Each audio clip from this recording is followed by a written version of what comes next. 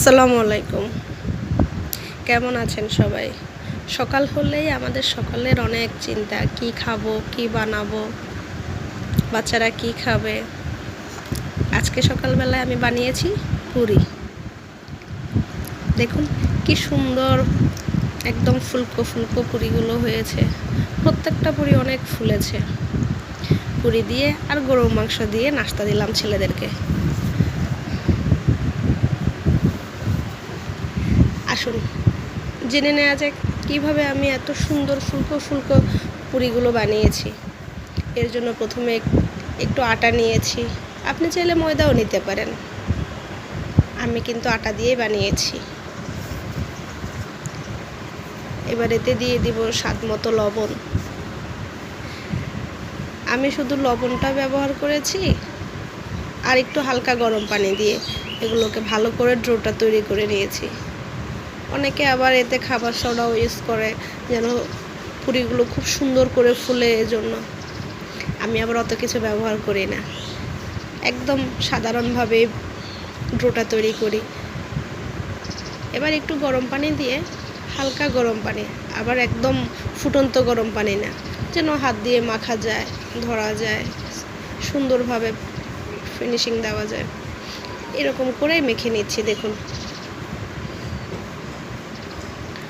অল্প অল্প পানি ব্যবহার করে আস্তে আস্তে করে ডোটা তৈরি করতেছি।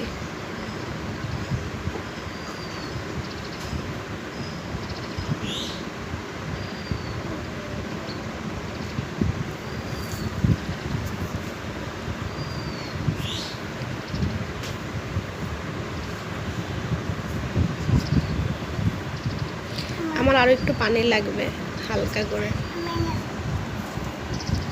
এবার আরেকটু পানি দিয়ে আস্তে করে সুন্দর করে ডোটা তৈরি করে নিয়েছি। দেখুন কি সুন্দর নরম তুলতুলে একটা ডো তৈরি হয়ে গেল, একদম নরম করে। আমার আঙ্গুলটা ভেতরের দিকে ঢুকে যাচ্ছে। এবার ছোট করে একটু আটার ডো হাতে নিয়ে নিলাম।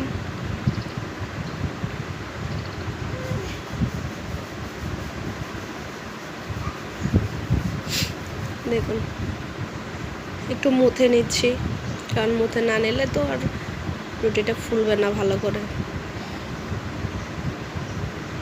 হালকা আটা ছড়িয়ে বানিয়ে নিচ্ছি।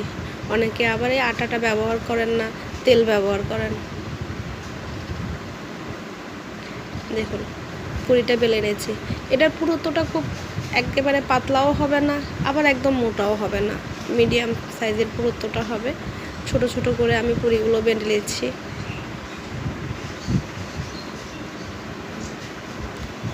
দেখতেই পাচ্ছেন আমার পুরির সাইজটা ঠিক কতটুকু। এবার একটি কড়াইয়ে তেল গরম করেছি। তেলটা কিন্তু একদম ভালো করে গরম করতে হবে, আবার অল্প আঁচে গরম করতে হবে। ঠান্ডা তেলে পুরি দিলে পুরিগুলো ফুলে না। দেখুন আমার পুরিটা কি সুন্দর ফুলে যাচ্ছে, দেখেছেন? আমি কোনো প্রকারের সোডা কিংবা অন্য কোনো কিছুই ব্যবহার করিনি। একদম সুন্দর করে ফুলে আমার পুরিটা উপরের দিকে উঠে গিয়েছে। খুব ফুলকো ফুলকো পুরি হয়েছে।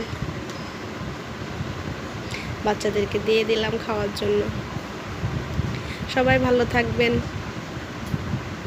আশা করছি সবার কাছে ভিডিওটি ভালো লাগছে। যদি একটু ভালো লেগে থাকে তাহলে একটা সাবস্ক্রাইব করে দিবেন, বেল আইকন দিয়ে পাশে থাকবেন, লাইক, কমেন্ট এবং শেয়ার করে দিবেন। আপনাদের বেশি বেশি শেয়ারেই আমরা উপকৃত হই। ভালো থাকবেন সবাই। আল্লাহ হাফেজ। আসসালামু আলাইকুম।